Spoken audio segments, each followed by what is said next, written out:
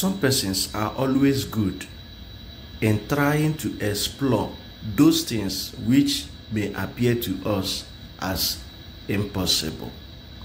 Some months ago, we saw a man who used a bike to travel from London down to Nigeria. Today again, I'm bringing to your doorstep a news concerning our brother known as Babatunde, who used his bus to travel from London down to Nigeria again. I want you to listen to him to hear all the things he passed through during his journey from London to Nigeria. This is Babatunde Tomori. I'm the guy that drove a Volkswagen Westphalia all the way from London City to Lagos. We're in Ibadan now. This journey took me about 2 months and 2 weeks. This journey started when I started pondering in my head about the fact that I want to drive to Nigeria. I've been working for a long time in United Kingdom, and I've been in a good position now to have the time to embark on the journey. It took me a lot of pressure to convince family members that I want to do it. A lot of people are a bit scared for my security. So I embarked on this journey on the 28th of April, 2022. And on the 21st of April, I broke down at southern France, somewhere around Châteaudun, not far from Vendôme. All the way from Vendôme, I drove straight down to southern France and crossed the border into Spain. When I got to Spain, I met another family, fantastic family, by name Teresa. She's expecting a baby. I can't wait to see this baby, man. So on my way out, Teresa's husband made a little clip and promised that he would send it to me on email.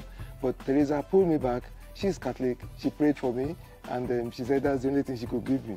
You know, that's another good experience. I carried on across Spain. I got to the coastal town of Spain called Tarifa, if I'm getting it right. Tarifa is where I got a ferry again, just like I got from Dover to Calais. I got another ferry from Tarifa to Tangier. Tangier is the coastal town of Morocco. As soon as I got to Morocco, believe me, one, I was so happy that I'm touching the soil in Africa. So I was planning to drive across Morocco as fast as I can. I found out that Morocco is not that wide. It's a long country along the west coast of Africa. I met a lot of immigrants that have trekked all the way across the Sahara. I ended up spending about 3 or 4 days at Tangier, at the Medina, the old market. So that took more time, and this is one of the reasons why it's taking me about 2 months and 2 weeks. Each time when I meet nice people, I tend to roll with them, and then they show me nice places and food and things like that.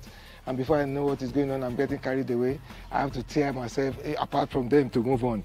Sometimes they want me to stay longer, but I have to tell them, man, I need to move on, man. I need to meet wonderful people like you, so I gotta go, you know. So I moved on, and very early in the morning, I continued my journey. And that took me to the barrier of, or border point of Morocco. I got to Morocco, and then the third road ended. I could see the beginning of Mauritania.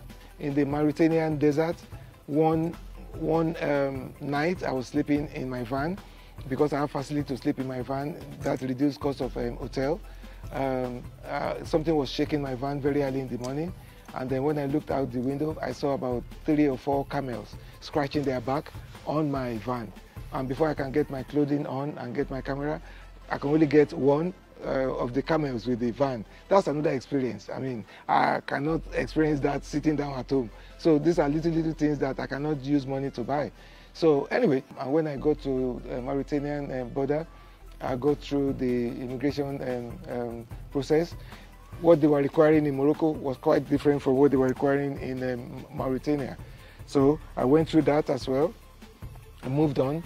I got to Mali. Mali is one of the red zone area that people don't want to go for tourism.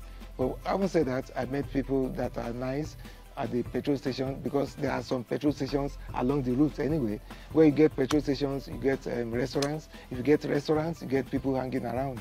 So the issue of safety did not occur to me as at that time. I moved on to Burkina Faso. I met a gentleman called Idris. Idris, if you are listening to this, you don't speak English, you only speak French. Kudos to you. You did a good job. You protected me through the immigration issues. When I was going, Idris decided to escort me to the barrier of, when I say barrier, I mean the border town of Burkina Faso and Ghana, because I'm approaching Ghana from the north now. So, and some of his nephews, they got on their bike to lead us out of town. That was fun. In fact, I felt like a statesman when they were doing that. Unfortunately, my van is so old and very slow. It couldn't keep up with their speed on their bike. But having said that, it's nice to have that kind of atmosphere, especially when you're around people that are very nice to you. I got to Ghana. It took me about 2 or 3 days to drive from the top of Ghana to Accra, where my cousin stays. Luckily, I have families around. I stayed with her. She cooked for me. In fact, immediately I got to her place, she asked me to go to the bathroom, you know, because I haven't driven for so many miles and I haven't not have the opportunity to clean myself properly. So it was a refreshing, welcoming environment for me to use a bathroom, clean up, wash my clothes. I spent a few days there. I got to Aflao maybe about 4 in the afternoon, went through the customs and then crossed into Togo. From Togo, the boundary between Togo and Benin is about an hour. Before I got there, it was about 7 or 8 at night. Then when I got to the barrier between Benin and Nigeria, which was Seme, there's a bit of challenge with the security and the customs people. Because of the choice of van that I have used, which have a lot of commercial value in Nigeria, they thought I want to come and sell my van, whereas my van is part of my journey. My van is it's my accommodation. And I had to bring my British passport out to prove that I am a traveler. I'm not a trader. I did not bring the van in for sale. So all of these little things, and I had to get a visa for the van so that I can use it freely in Nigeria with the registered plate number, which is British. And so far so good. I've been having a nice time. Most police that stop me, they stop me because they are so inquisitive that, are you sure?